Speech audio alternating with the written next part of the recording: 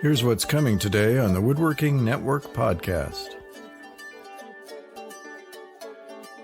As soon as I put the two together, I realized I had something that I could reduce the need for skilled labor.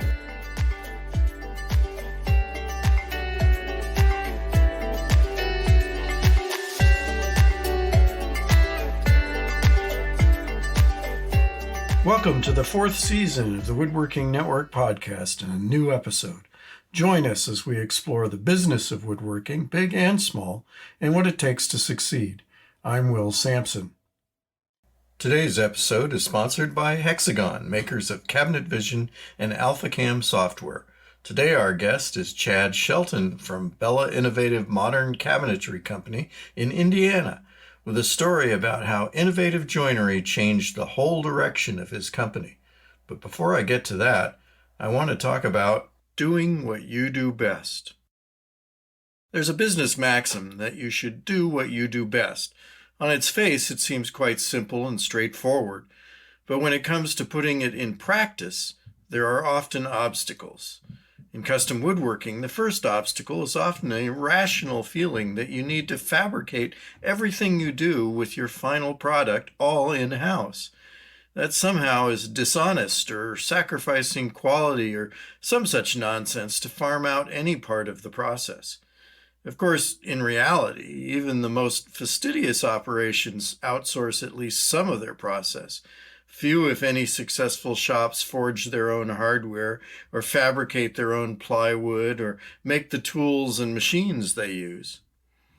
We all already outsource something. Then there's the conflict between what you are best at making and what you want to make. Some people might be attracted to a particular facet of what they do, not because they do it best, but because it is particularly rewarding and challenging.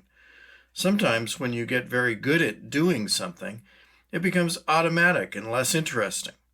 So some shops plug away doing some of the more difficult and less efficient processes just because they like it, even if it's not what they do best. Even worse, some of those processes might be unseen or unappreciated by the customer. In shop visits, I've repeatedly been introduced to some feature or procedure a shop does that they are particularly proud of. When I ask how much extra they get from the customer for that work, the answer is most likely an admission that the customer doesn't even know about it. To put it bluntly, the work has no value in the customer's eyes. So why do they keep on doing it? This all brings to the forefront the fundamental question of how you decide what processes or products you do are the ones that you do best. Are they the ones you can do most efficiently? Are they things that you can't easily outsource for less than what it costs you in time and money to do? Are they the things your customers are willing to pay the most for? The answers will be very different for every different shop. Again, there might be sentimentality and other forms of attachment that keep you doing things that maybe should be outsourced. But this is a serious exercise that can help shape your business for the long haul. You need to constantly evaluate what you are doing in light of changes in the market, changes in technology, and availability of outsource alternatives. What you made in-house yesterday might be better outsourced today. Or maybe it's time to bring something back in-house because new skills and technology or supply chain issues make it easier and more efficient for you now than it was in the past. There's no right answer. Only the honest answer that comes from a serious self-evaluation of what you do. I want to get to our interview with Chad Shelton, but first let's pause for a word from our sponsor. Software has become crucial to successful woodworking businesses, but some shops might not recognize the name of Hexagon, the software leader in the woodworking industry. More familiar are the company's two woodworking CAD/CAM brands, Cabinet Vision and AlphaCam. Cabinet Vision simplifies the process for all furniture, woodworking, or case good manufacturers by using a single, fully modular software package to go from design to manufacture. AlphaCam is intelligent and intuitive CAD/CAM software for woodworking, metal, and stone cutting. Learn more at cabinetvision.com or alphacam.com. Now let's get to our interview with Chad Shelton. Hello, Wood Pro Expo. I'm Will Sampson from the Woodworking Network, and we are live at Wood Pro Expo in West Palm Beach, Florida, and doing a live podcast here. I'm pleased to have Chad Shelton from the Bella Innovative Modern Cabinetry company as my guest. Welcome to the Woodworking Network podcast, Chad. Thank you, Will. Appreciate it. Can you give us a little background on Bella Innovative Modern Cabinetry? What are your primary products? What do you guys do? Just boxes and doors. That's how I describe it. It's boxes and doors. Boxes and residential doors. Cabinetry or commercial or? Doesn't matter. It's boxes and doors. So everything we do is TFL melamines and plywoods, but we don't do any staining or finishing or solid wood or sanding. Yeah, it's pretty simple. So how long have you been in operation?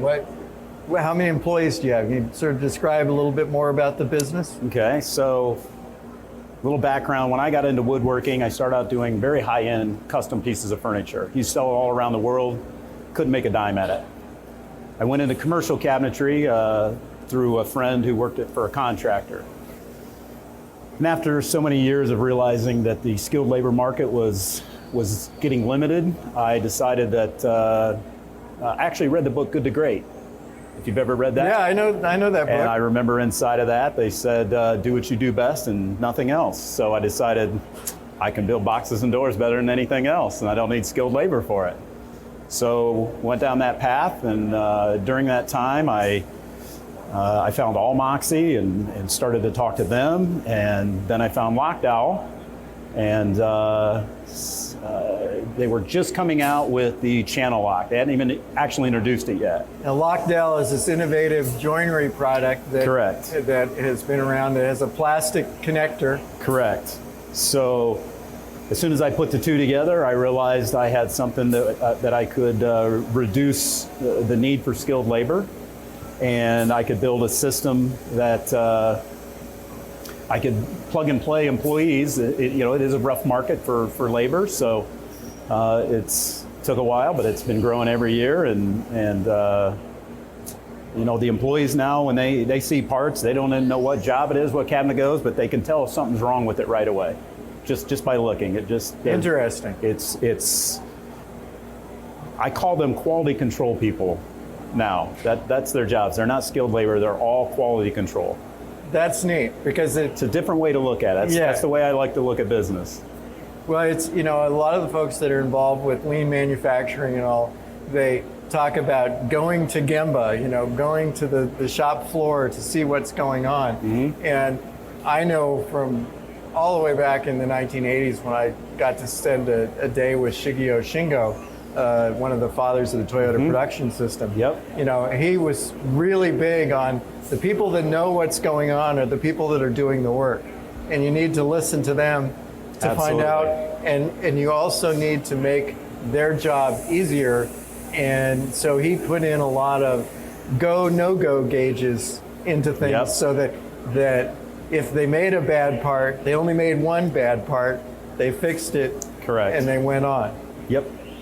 So, yeah, it's funny. Once in a while, I'll go out to the shop floor. I want to tinker around, and I'll start doing some things, and the guy goes, we're not doing it that way anymore. They actually have improved it on their own now. Yeah. That's great. So I'm the last to know now, in a way. Well, it's neat that you've empowered them to be able to do that. You absolutely have to. So how was it that you actually discovered Lockdowel to begin with? Actually, I saw an ad in Woodworking Network. Oh, hey, great. I really did. It was, you guys were just doing their 8x10 or 8x20 I can't remember. I never used that fastener. So I had called them and I said, hey, I really like the fastener, but I don't think this is for me. And they said, hold on, we're working on a thing. It'll be out in like 3 or 4 months. And it was the channel lock. And I thought I was never going to hear from them again. And I got called about a week before they introduced it and said, you want to try it? And I said, yeah. I tried it, and I called them back and I said, you got a winner. I loved it. Now, can you, to better explain to our audience who may not be familiar with Lockdowel, how does it work? It's a plastic fastener, but you're talking about a slide lock, so it's a particular kind of pocket that it goes into, correct? It's like a keyhole slot. Oh, a keyhole slot machined on the CNC? Correct. Okay. And so then you manually insert these into the slots, or is there machinery to do that too? There is machinery. There's several companies that are making Lockdowel insertion machines now. I went to Omaha, had them build the first one ever, and it works great. Now, what's the advantage of doing this kind of joinery as opposed to any other kind of joinery? It's forgiving. It's very forgiving. So if you're using a channel lock and you start to slide lock a part together and you maybe put it around the wrong way, it's not like glue and nails and staples where you got to pull all that stuff out. You can unlock the cabinet, put it back together. So I'll give you a little story.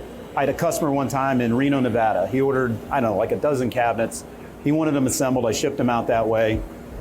He damaged them. During shipping, they were damaged. And he called me up. He was freaking out because he had to turn the place over in like 3 days. And I just said, tell me what parts are incorrect. And he named off 4 or 5 parts. I said, I'll overnight these to you, and here's some videos. Just watch these and call me in the morning.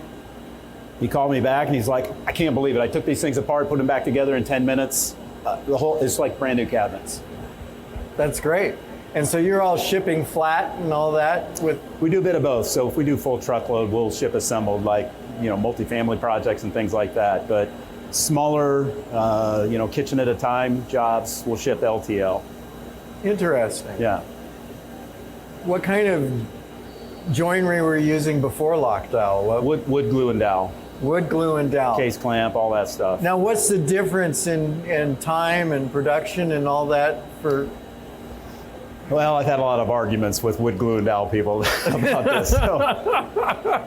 That's okay. We don't mind arguments. I always said, look, on average, it's 5 minutes a box to put together. And they'll say, well, 5 minutes a box to put together. And I'm like, yeah, but I'm talking 5 minutes, including hanging the doors, putting the hinges on, making a drawer box, putting everything together. It'll go down the line. Actually, our guys will put a box together and hang the doors in under 2 minutes. Wow. Yeah. I mean, if you got more drawer slides, it's going to take a little longer, but about 2 minutes. So I had a contractor that came from Washington, D.C. one time, wanted to take over a massive project. And he comes to the shop and he's like, this place is a little small. And he was watching one of my guys assemble a cabinet. And he was talking to me and he was looking over and he's looking at his watch and he goes, he just put that cabinet together in 90 seconds. And I said, he's having an off day. And he gave me $1 million job, $1.6 million job, just like that. Yeah, we were True just story. talking. I did a presentation on a benchmark survey that we did, and we were talking about how the industry is changing, and that It's a very antiquated industry. Smaller operations are doing bigger projects because they can access the technology that permits them to do that. That's correct. Well, the technology is one thing. A lot of times they just get in their own way too. They want to do a little bit more and a little bit more, and it's like you just got to simplify what you're doing and using Lockdowel, or there's other fasteners, but I think Lockdowel is by far the best, strongest, and fastest fastener you can put together. And it's the simplest way to do it. Yeah, I gather that the original Lockdowel concept came from a California surfer who was wanting a way to put his skag into the fin onto the surfboard. That's true. Yeah, true story. Yeah. So that's kind of neat. Now, were you already set up for CNC? You said you had the Omal and special inserter for the Lockdowel. Yep. So you already had the CNC. So is there any other machinery or equipment that you had to add to the system? No, actually, when I was doing wood glue and dowel, you had 4 to 5 machines to go through. So some people would cut on the saw, then put on a point-to-point, then edge band, then dowel, then case clamp. Some people just use a nested, so they eliminated the saw. But now we're just literally nested CNC, edge band, dowel machine. We're assembling cabinets. That's great. It's great. More space in your shop. You can work in a a more reduced size place. Your only hurdle now is just having somebody that's very good at logistics. Get the stuff out the door as fast as you can. You can actually do a lot more work with less people in a smaller facility. Now, did you reduce staff after going with Lockdowel, or you just add capacity to do more products? Just added capacity. Absolutely. So it works both directions. Correct. I don't think anybody in this business is interested in downsizing for downsizing's sake. Mm-hmm. But if they can't find the bodies, I understand that. You want to increase your margins, you want to reduce your overhead, these are all just the basics. And if you can get more production out with the same number of people and make their job easier and make them feel more productive, it's a win-win for everybody. Now, one of the things too I want to touch on that I think is a lesson that more shops need is I frequently harp on folks that I think too small. They think that they have a regional area that's as far as they can go. And you were talking, you're in Ohio, right? Indiana, excuse me. That's Indiana. Right. And you're selling to Las Vegas. You're selling, how all far over. afield are you going? I've got people in Costa Rica calling us. I've got Canada. That's about as far as we go right now. But yeah, it's just boxes and doors, Will. just boxes and doors all day long. They're packed the same way. They're flat. You put a cardboard around them and you ship them out the door. That's great. No installs, no issues there. It just gets complicated when you try to do other things. Just like Good to Great said. It's just don't do everything else. Do what you do best. You're more successful for your customer, your employees. It's easier for them.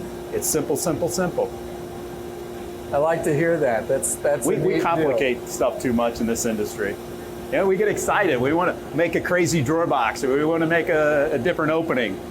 Well, I think too, though, there's some psyche that certain woodworkers seem to think that it's dishonest to not make everything themselves. That they're reticent to outsource, to hire somebody like you to make boxes for them. Or there's just something in the psyche there that's all different kinds of people out there, and but if you're in business, you're responsible to making your company profitable, retaining your employees, taking care of your vendors, and what's left at the end is for you. And these guys, if they want to go ahead and do everything and make less money at the end, then they might struggle a little bit. Indeed. Now, it's a business. Your background, did you have formal business training before you got into this? No. My education came in this business, that's for sure. I almost went under several times. School of hard knocks. You remember the old joke, how does a woodworker become a millionaire? He starts with $2 million. That's related. I tell the joke of you hear about the woodworker that won the lottery. What did he say? I guess I'll keep working till the money runs out. That's right. That's about right. They are guilty of that for sure. Yeah. Well, what would you tell shops that are considering Lockdowel or some other efficiency joinery operation like that? What should they do to learn more about it? What's the first step? Well, the first step, you're going to have to really embrace a new way of thinking for sure. You're going to have to realize that you're going to have to give up probably some other things that you've done for a very long time. That's probably the biggest thing right there. If you want to start getting into it, you can call someone like our shop or another shop that does Lockdowel and just start outsourcing little by little. Get comfortable with it. Because one of the other biggest hurdles that a business owner is going to have is when you go to start changing things in your shop, your employees want to fight it a lot. They don't like change. And all you got to do is get one of the key guys inside the shop to accept it, and the rest will follow. So they can dabble in it that way without investing a ton of money to start. Well, once they start to see the value, and they will see the value, they're gonna want to start getting the machines and start to change their shop around, and they'll be successful. Do you have any problem with customers saying, "Oh, you're using, this knockdown RTA. What is this stuff?" Is Not one. not one. Not one. Nobody was. They saw the boxes and knew that they were sturdy and. Yeah, they knew what they were getting into. They called specifically usually about Lockdowel. That's interesting. Yeah. So there's a demand for the product from other than the manufacturing. So that, Correct. So you're Yeah. getting customers that are specifically calling you because we want Lockdowel cabinet. They call for one of two reasons. They call because they've already been looking at Lockdowel and they wanted it, or they're just ready to start outsourcing and they just need somebody to fill in for them. So we explain what we're doing. We've got tons of videos that we made on our site to assemble every single different type of cabinet or hardware that we have. Oddly enough, on our Google Analytics, the number one video, you're not going to believe this. What is How to it? put a shelf pin in. By far, number one video. How to put a shelf How to put a pin in. shelf pin in. And that's not even a Lockdowel. I'm like, there's my target audience. That's funny. Well, and Lockdowel now has hardware that has the drawer slides and Correct. all sorts of different things too. It's not just putting the box together. Correct. Yeah, So- it's a thing. They've got a great little niche. They figured it out.